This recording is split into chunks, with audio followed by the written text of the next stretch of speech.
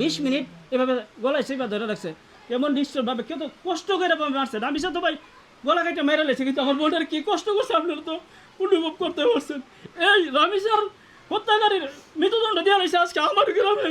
এত আমরা গ্রামের দিকে এখানে এই পর্যন্ত আমি তারেক রহমানের কাছে সরাসরি আপনার কাছে চাই যে আমার বোনের হত্যাকারীদের দ্রুত এইভাবে এর ফাঁসি রায় করে আমাদের জনসম্মুখে এনে ফাঁসি দিতে হইব, জনসম্মুখে এর ফাঁসি চাই আমি। আমার দোকান, আমার যে দোকান থেকে লাস্ট মজা যে কিনছিল 50 টাকা নিয়ে গেছিলো আমার দোকান, আমার কাছে গেছিলো, ওর সাথে মজা কেনার সময় আমার লাস্ট কথা আমার বোনের সাথে 40 টাকার মজা কিনছে, 2টা চিপস এবং 4টা ললিপপ নিয়ে আসছিল। পরে ওনার শাশি বাড়াইছিল জুস কেনার জন্য, জুস না কিনে ছোটো মানুষ তো বোঝে নাই, পরে আপনার ওই অন্য মজা কিনে নিয়ে আসছে। পরে আবার 10 টাকা ফেরত নিয়ে আবার আমার দোকানে গেছিলো, কিন্তু এখন আমি আজান দিলেন দোকান বন্ধ করে নেন, আমাদের চলে যায়। পরে আমার দোকানে ফাই নাই, তারপরে কাগজে বলছে ওই দোকানে গেছে, এরপর থেকেই সে গায়েব হয়ে গেছে, ওই তো ধরে নিয়ে গেছে।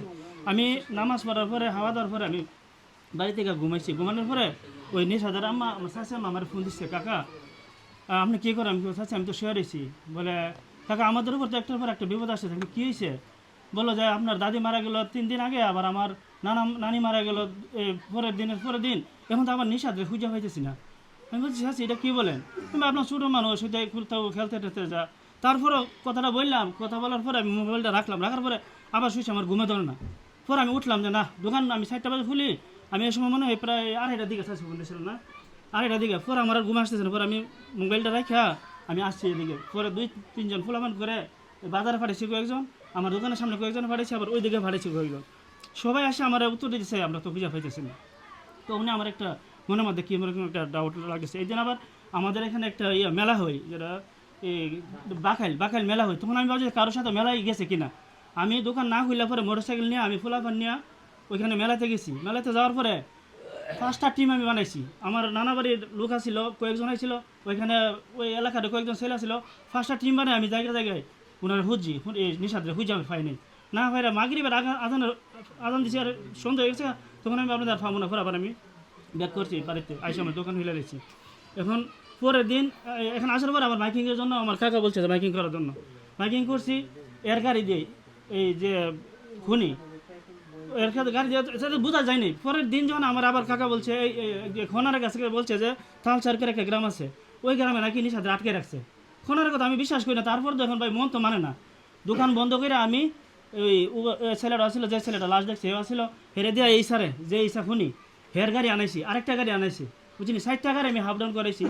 তখন আমি যখন হেরে গিয়ে আমি ভাড়া দিতে যাইছি, ওই যে অন্য লোক দিয়েছিল এরা ভাড়া দিছি হুশি 150 টাকা করে দিছি, এরা হুশি আমাকে কিছু বলে নাই, এরা গাড়ি নিয়ে ফিরাতে আসছে। পরে লাস্টে যখন এরা টাকাটা দিতাম গেছি, তখন হের স্যারটা একটু কালো। আমি ভাবলাম বলে হয়তো ভাড়া হয়তো হেরা তো নিয়ে গেছে, এর ভাড়াটা হয়তো কম। আমি বলছি দেখ, পরে আমি বলি কি তুই আমার ঘরের মানুষ, আমার গ্রামের মানুষ, আমার ভাড়ার মানুষ, তোর যদি টাকা বেশি লাগে ভাড়া লাগে তুই আমার বল, তোর সেটা কালা কেন? কিন্তু আমি তো আর জানি না যে হের সারা কী কারণে কালো, এখন আমি বুঝতে পারছি।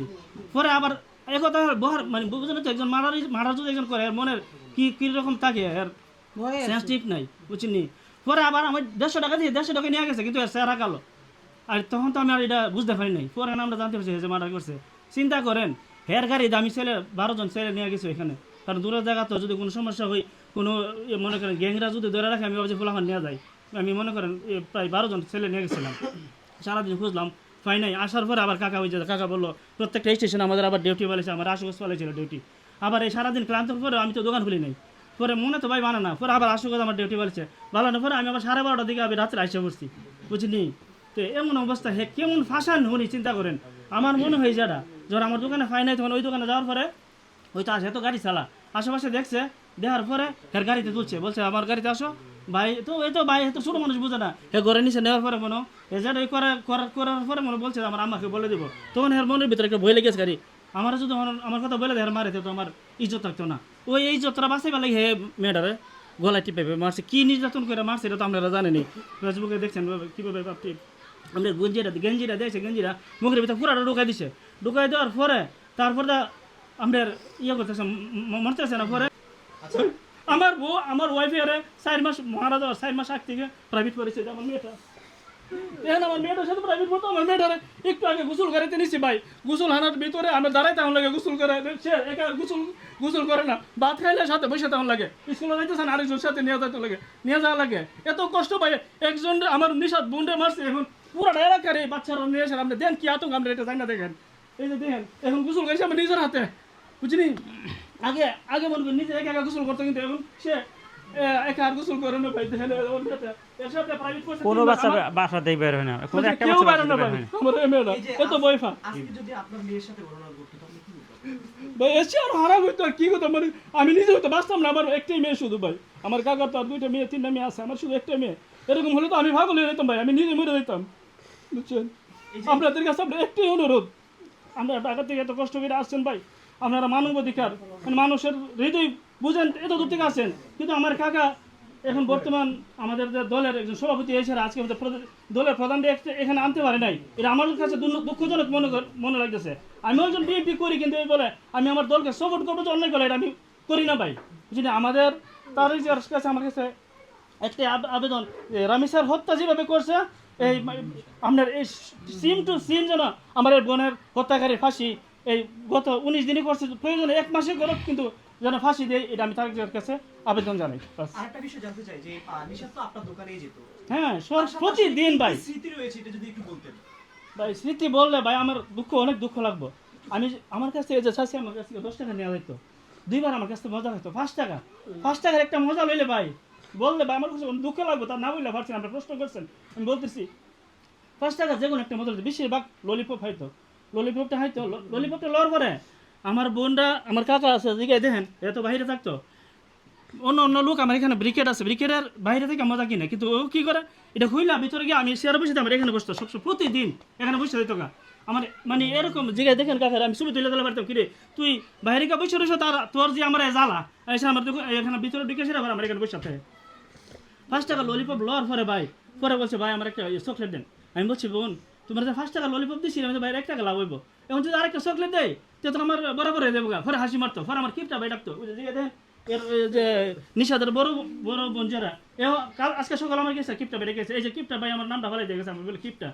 এবার চকলেট লইতো 2 টাকা ভাই, 1 টাকা দিলে নিত না, 2 টাকা চকলেট লইতো। আমি এখন আমার 1 টাকা লস হইতেছে, এখানে আমার নামটা ভালাই দেখছে কিপটা ভাই, বলে কিপটা ভাই। আমি আমার 1 টাকা তুমি লস করো ভাই। স্মৃতি আর কি স্মৃতি দেখ, আমি যখন এই এত বসতে আমার কথা মরে নেবে, আমার দুঃখ এত দুঃখ লাগে আমার সবাই ফানি সবারে, আর কি বলবো ভাই, কত স্মৃতি প্রতিদিন আমার সাথে হইতো। জি আমার ভাতি যে কথাটা বললেন, যে একটা মিনিট, জি আপনার এই যেই নিশাত আপনার গিয়ে পড়ে বসতো সব সময়, সেই নিশাত আজকে আপনাদের মাঝে নেই, আসলে এই কথাটা মনে পড়লে কেমন লাগে ভাই?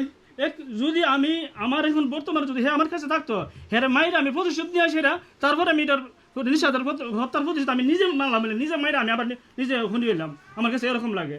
এখন আমাদের কাছে আপনাদের কাছে যেহেতু আইনের লোকের কাছে চলে গেছে, আইনি মাধ্যমে এর ফাঁসি যেভাবে কার্যকর করা লাগে ভাই, আপনাদের কাছে আমি হাত জোর করে বলি আপনারা সহযোগিতা আপনারা করবেন, প্রয়োজনে আমরা যা যা করার আমরা করবো, মানববন্ধন করলে আমরা ব্রাহ্মণবাড়িয়া প্রয়োজনে ওজোর করে দিব, তারপরে এর ফাঁসি যেন হয় ভাই।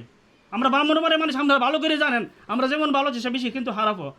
আমরা যদি সরকারে আমাদের এই বিষয়টা নিয়ে সারা পদক্ষেপ না দেয়, এবং আমার কাকা এখানে আছে, আমরা দলের পক্ষ থেকে যতটুকু সহযোগিতা আমরা না করেন, তাহলে কিন্তু আমরা এই বিষ্ণুর থেকে ব্রাহ্মণবাড়িয়া পর্যন্ত এই আমরা ওসল করুন প্রয়োজনে।